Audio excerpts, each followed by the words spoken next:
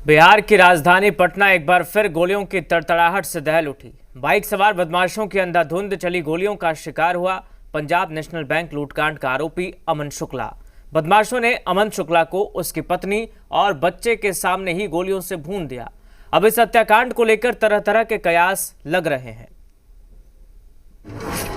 गोलियों की तड़तड़ाहट से दहला पटना। गैंगस्टर अमन शुक्ला की सरेराह हत्या। टीचर से गैंगस्टर बने अमन शुक्ला को रविवार रात गोलियों से भूनकर मौत के घाट उतार दिया गया।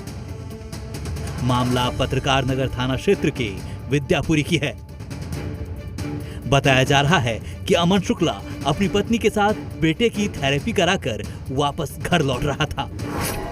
तभी बाइक सवार दो अपराधी वहां पहुंचे और अमन शुक्ला की बाइक को रोककर उसकी पत्नी और बच्चे के सामने ही ताबड़तोड़ फायरिंग शुरू कर दी। अपराधियों ने 10 राउंड से अधिक फायरिंग की, जिससे पूरा इलाका दहल उठा। वहीं वारदात को अंजाम देने के बाद अपराधी मौके से फरार हो गए।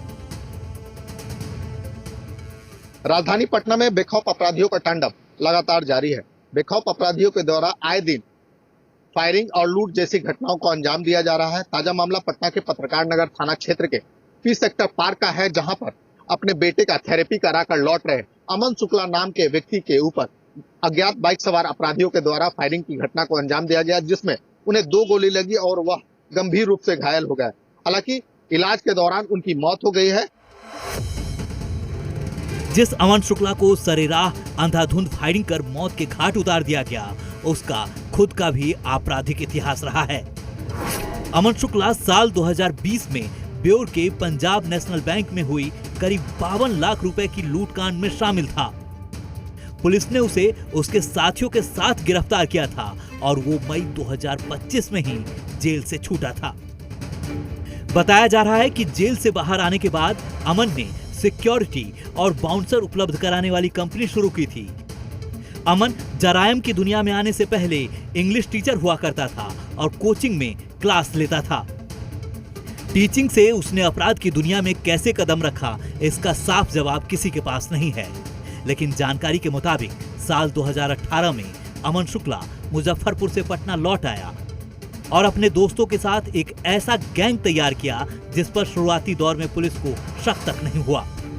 गैंग में टीचर, कंपाउंडर, मिस्त्री जैसे अलग अलग पेशे से जुड़े लोग शामिल थे। इस पूरे नेटवर्क का खुलासा 2020 के पीएनबी लूटकांड के बाद हुआ था। नालंदा के मलवा गांव का रहने वाला अमन शुक्ला रिटायर्ड दारोगा का बेटा था। अमन की हत्या की खबर के बाद उसके गांव में सन्नाटा पसर गया। जानकारी हमको सुबह मतलब शाम को मिला फोन के थ्रू कि ऐसे ऐसी घटना हो गया पटना में, हमारे भाई साहब को कोई गोली मार दिया। अच्छा जी। तो कैसे, क्या किसी दुश्मनी कहीं? दुश्मनी तो किसी से नहीं था उनको। दुश्मनी यदि रहता तो दुनिया जानता। लोग तो गांव पर रहते हैं, वो सब पटना में रहता है। क्या बात है, नहीं बात है, नहीं कर सकते हैं। क्या जानकारी मिला आपको? जानकारी मिला कि से कहीं पर माने कि उनका मर्डर हुआ। वहीं पुलिस के हाथ अभी तक मामले में खाली हैं, लेकिन दावा किया जा रहा है कि हत्याकांड के आरोपी की पहचान कर ली गई है।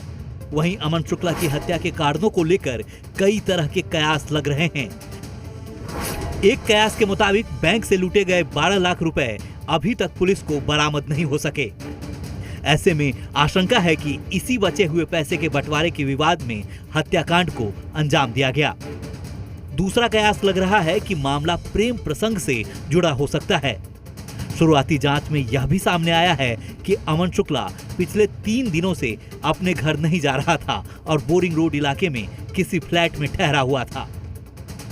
जो अमन शुक्ला इनकी कल मृत्यु हुई है, गोली मारी गई थी, इनका पूर्व में आपराधिक इतिहास रहा है और हाल फिलहाल में भी ये जेल से छूट के आए थे। तब से इनकी एक्टिविटी जो है वो संदिग्ध पाई गई है और कल जो घटना हुई है उसमें हम लोगों को काफ़ी कुछ इन्फॉर्मेशन मिला है और उसी में हम लोग ट्रेस कर रहे हैं। कुछ कैमरा वगैरह खंगाले जा रहे हैं और जल्द ही इसमें जो व्यक्ति हैं उसको हम लोग पकड़ लेंगे। फिलहाल हत्याकांड की तफ्तीश जारी है, लेकिन इस हत्याकांड ने एक बार फिर पुलिस के इकबाल पर सवाल खड़े कर दिए हैं। प्रकाश सिन्हा, जी मीडिया, पटना। बिहार में बिजली की गुणवत्ता और उपभोक्ताओं को मिलने